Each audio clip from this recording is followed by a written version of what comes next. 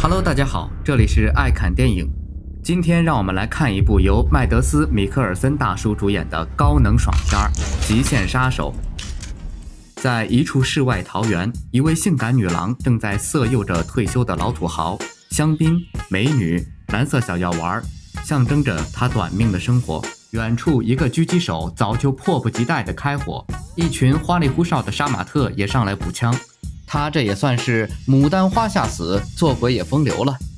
镜头一转，我们的男主邓肯再有几天就到了50岁的生日，而他的公司却强制他提前退休。邓肯虽然上了年纪，但一生杀人无数，能力十分出众。退休之后，公司需要支付给他800万美元的退休金。那么问题来了，公司会乖乖地支付这800万美元的退休金吗？当然不会，因为这家公司跟杀手们签署的协议上有一个霸王条款，那就是杀手们如果在退休之前死亡的话，退休金将全部归公司所有。这天邓肯就收到了消息，同样退休的老同事不久前就被杀了，公司这边假意派他去解决杀了自己人的杀手。事成之后，邓肯会得到200万美元的报酬。他来到了俄罗斯，找到了要杀的人，一个身上纹龙画凤的死肥宅。杀手公司的老板小黄毛正等着收钱呢，他本打算让这个死肥宅灭了黑凯撒邓肯，这样自己就无需支付那800万美元的退休金了。影片开场那位被狙击枪打死的老家伙也是这个套路。不过邓肯混迹江湖多年，早已预感到这任务有蹊跷，所以他抄起射钉枪就当当当的把死肥宅钉在了墙上。不料这家伙嘴巴硬得很，小勾勾被叮了都没说出是谁给邓肯下的套。邓肯懒得跟他废话，一枪送他归西。得知死肥宅被弄死了的小黄毛的秘书薇薇安吓得赶紧找到了正在做大保健的小黄毛，让他给邓肯结账。薇薇安当初就劝过这无脑的小黄毛，这么多退休的杀手你动谁都可以，就是别动这个黑凯撒邓肯。小黄毛无奈支付了200万美元的任务佣金，但他这么抠门的人是不会就这么算了的，所以小黄毛不甘心地派出了自己的杀马特小队。这帮人呢，做事儿心狠手辣，毫无底线，只要能达到目的，可以说是连屎都敢吃。他们搜索了邓肯在老会计那里登记的几处房产，都没能找到邓肯，但是呢也不白跑，他们把这几个地方的租户全都给杀了。最终他们从老会计那里存放的邓肯的汇款单据上发现了一处地址，立刻驱车前往。这边呢，黑凯撒邓肯和女邻居相处的不错，二人都是因为喜欢安静，所以选择隐居山林，两人貌似很聊得来。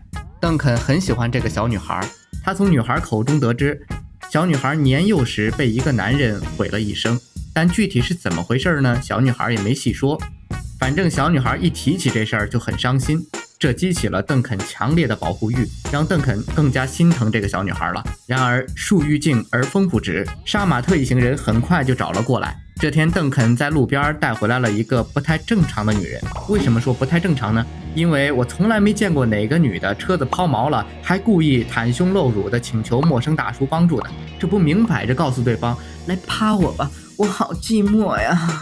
所以邓肯早就对这个女人的真实目的有所怀疑，但是这到嘴边的肉该吃还是得吃啊，将计就计吧，看看他能耍些什么花招。果不其然，一顿翻云覆雨之后，对方下手了。早有防备的邓肯反应迅速，不仅没受伤，还让这个女人是送炮又送命。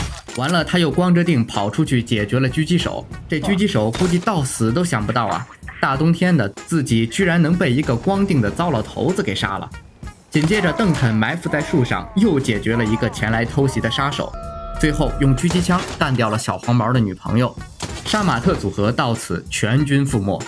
邓肯随后找到了杀手们住的旅馆，并从一个瘾君子口中得知还有一个杀手绑架了他的女邻居。小黄毛得知自己的杀马特小队全军覆没，气得都不举了，只能挥棒泄愤。这些个饭桶啊，连个糟老头都搞不定，看来得另请高明了。邓肯现在已经知道是公司要弄死他，但是他不明白的是，自己也没招谁惹谁，公司为啥要办他呢？所以他就找到了一个老同事想请教一下，却没想到这个老家伙早就被小黄毛收买，给邓肯下了迷药。看来干杀手这行真的是不能轻易相信任何人。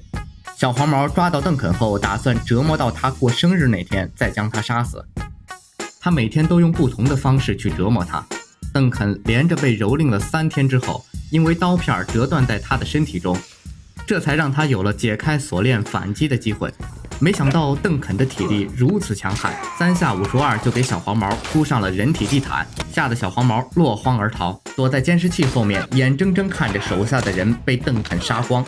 杀出重围的邓肯逃到了一位异性的好友那里。干这行呢，异性朋友果然比同性朋友可靠多了。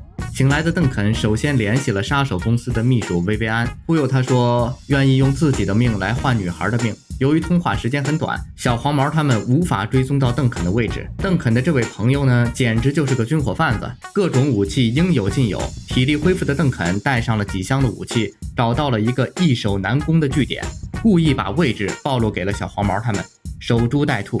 正当小黄毛以为这次是稳操胜券，不光800万美元的退休金唾手可得，还能出口恶气的时候，邓肯又给他上了生动的一课。邓肯挥一挥手，来的这些人一个都别想走。在家看监控的小黄毛三明治都吓掉了，超出了他爹当年传给他的绝世宝剑，打算跟邓肯拼了。到了这个节骨眼儿，但凡是机灵点的小喽啰，肯定是工资都不要了就跑路啊！毕竟人死了钱没花了，是一件多么可悲的事情。邓肯做了一辈子的杀手，就没怕过谁。只见他抡起斧头，小黄毛就身首异处了。不过小黄毛死了，这退休金该找谁要呢？邓肯救出被小黄毛折磨得惨不忍睹的小女孩，并带她回到了家里。本以为影片到此应该就结束了，可谁知道女孩醒来之后拿枪对准了邓肯。原来小女孩之前所说的童年噩梦就是邓肯干的。在那次任务中，邓肯的老板命令他误杀了小女孩一家。幸存的小女孩长大后一直想要报仇，但经过这段时间的相处，以及邓肯这些年来为了赎罪给自己寄的钱，小女孩最终选择原谅了邓肯。毕竟当时她也是受雇于人嘛。于是解开心结的二人打算一起去寻找这个真正的幕后黑手。好了，今天的节目就到这里。喜欢本期视频的朋友，欢迎订阅爱看电影，并打开小铃铛。我们下期再见，拜拜。